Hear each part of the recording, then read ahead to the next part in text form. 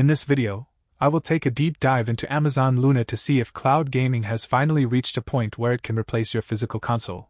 We live in an era where convenience is king, and the idea of playing high-end titles without expensive hardware is incredibly tempting. Amazon Luna operates on a channel-based subscription model which is quite different from competitors like Xbox Cloud Gaming or the now-defunct Google Stadia.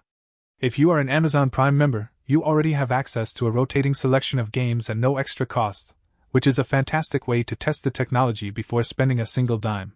One of the standout features is the Luna controller. It connects directly to the cloud via your home internet rather than using Bluetooth to your device.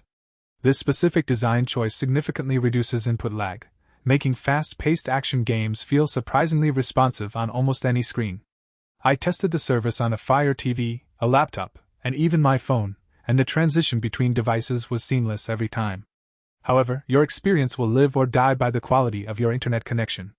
You really need a stable 5 GHz Wi-Fi signal or an Ethernet cable to avoid visual artifacts and stuttering.